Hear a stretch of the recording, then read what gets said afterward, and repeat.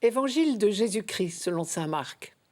En ce temps-là, Jacques et Jean, les fils de Zébédée, s'approchent de Jésus et lui disent « Maître, ce que nous allons te demander, nous voudrions que tu le fasses pour nous. » Il leur dit « Que voulez-vous que je fasse pour vous ?»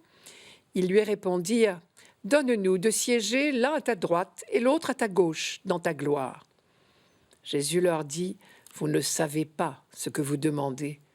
Pouvez-vous boire la coupe que je vais boire, être baptisé du baptême dans lequel je vais être plongé ?»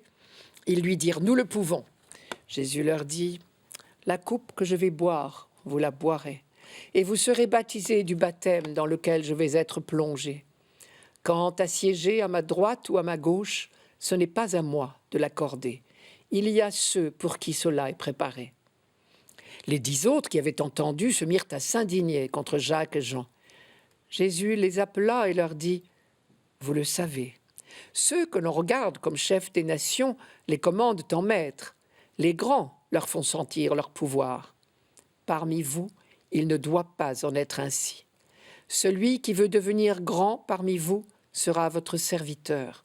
Celui qui veut être parmi vous le premier sera l'esclave de tous. Car le Fils de l'homme n'est pas venu pour être servi, mais pour servir et donner sa vie en rançon pour la multitude.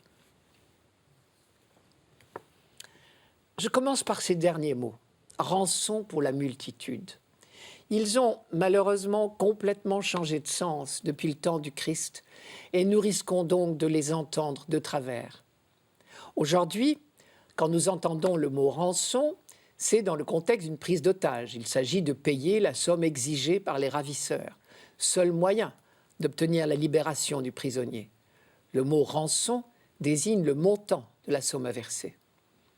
Tandis qu'à l'époque du Christ, au contraire, le mot rançon signifiait la libération, c'est-à-dire la seule chose importante en définitive. Le mot grec qui a été traduit par rançon est dérivé d'un verbe qui signifie délier, détacher, délivrer. C'est donc un contresens par rapport au texte grec de l'évangile de saint Marc d'imaginer que Jésus doive payer quelque chose pour nous.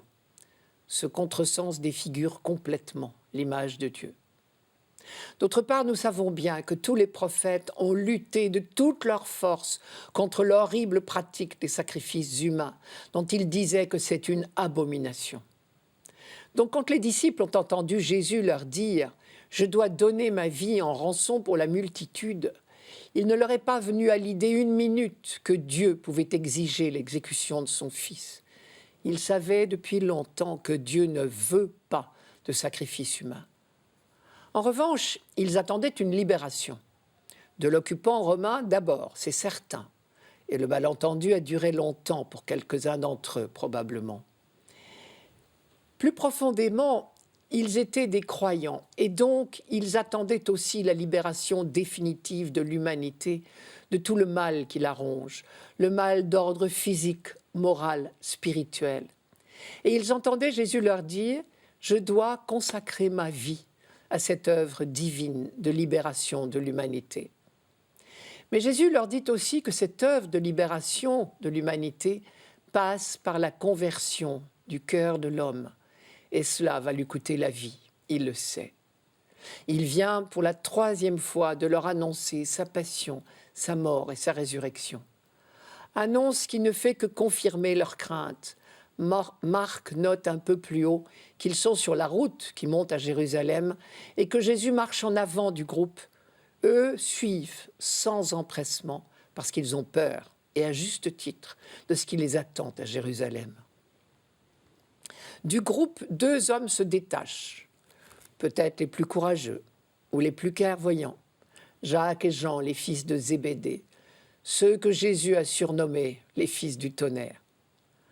Alors, de cette 3e annonce qui confirme leur pire crainte, ils préfèrent ne retenir que la fin et ils demandent à Jésus de les rassurer. « Nous qui allons affronter Jérusalem avec toi, dis-nous qu'ensuite nous aurons part à ta gloire. » Jésus répond « Vous ne savez pas ce que vous demandez.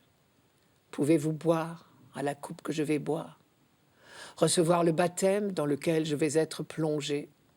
Manière de dire Je ne peux pas éviter le chemin de souffrance et de mort sur lequel les hommes m'entraînent. Et vous, êtes-vous prêt à vous engager sur ce même chemin? La dernière phrase de Jésus est très curieuse si on y réfléchit.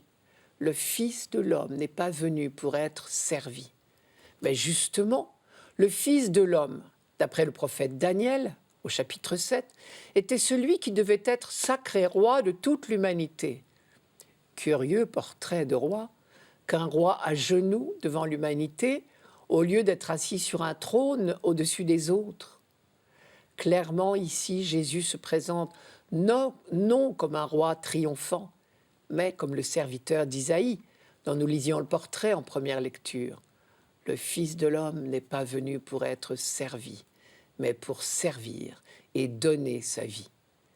Isaïe disait par lui, le serviteur, ce qui plaît au Seigneur réussira, c'est-à-dire le salut de l'humanité, parce que la non-violence, le pardon, le service, l'humilité sont le seul moyen de changer le cœur de l'homme. Alors, on comprend la phrase de Jésus. Les chefs des nations païennes commandent en maître. Il ne doit pas en être ainsi parmi vous. Vous, mes disciples, qui êtes le noyau et le ferment de l'humanité nouvelle, soyez à l'image du Fils de l'homme. Faites-vous serviteurs.